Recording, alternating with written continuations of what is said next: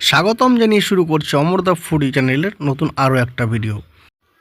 কোথায় রে কোথায় রে কোথায় রে, তো কোথায় গিয়েছিলাম আমরা গিয়েছিলাম সেদিন রাতের বেলায় বালুরঘাট বাস স্ট্যান্ড পৌঁছানোর আগে হাতের বাঁ দিকে হোটেল বাবুনে। বাইরে থেকে যেমন একদম জাঁকজমকপূর্ণ সাজসজ্জা, ভেতরেও ঠিক তেমন পরিষ্কার পরিচ্ছন্ন একদম। আসুন এবার উপরে ওঠা যাক। ওনাদের বসার অনেক চেয়ার টেবিল আছে, কিন্তু সিটিং ক্যাপাসিটিটা অনেক। এটা বাইরের দিকে ব্যালকনি বলতে পারেন, ওপর থেকে বাইরের নিচের রাস্তাটা দেখা যায়, একদম সাদা গ্লাস লাগানো। ওখানে এই মেনু কার্ডটা যাদের দেখার ইচ্ছে তারা পজ করে দেখে নিতে পারেন। এটা কি কিনলে না, এটা আমি চেয়ে নিয়েছিলাম। তো যাই হোক, এই বলতে বলতে আমাদের প্রথম থালিটা চলে আসলো।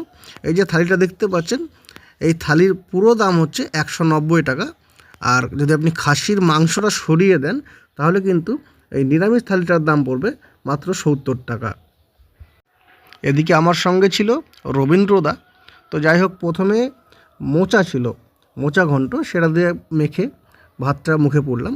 দুর্দান্ত খেতে, এবং আমি একে ঘরোয়া খাবারের সঙ্গে তুলনা করব না, কারণ কোয়ালিটি দারুণ ছিল। খাবারের যে টেস্ট লেভেল বাড়ির থেকে অনেকটা আলাদা এবং অনেক সুন্দর খেতে। তো মোচা দিয়ে আরেকবার ভাত মুখে চালান করলাম, সঙ্গে ঝুড়ো আলু ভাজা ছিল।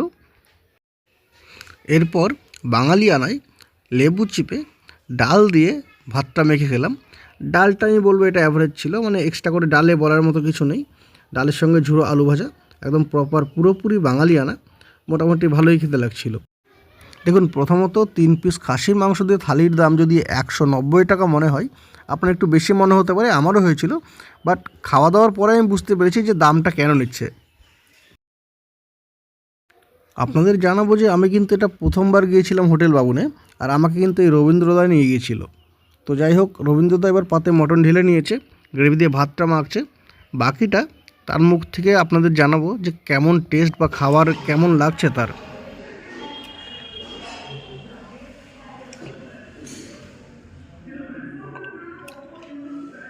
এক নম্বর বাবুন, তো বাবুনের একটা কথাই আর স্বাদে গন্ধে অতুলনীয় যাকে বলে, কিন্তু সেই খাবারই দামের হিসাবে মান টনটনা।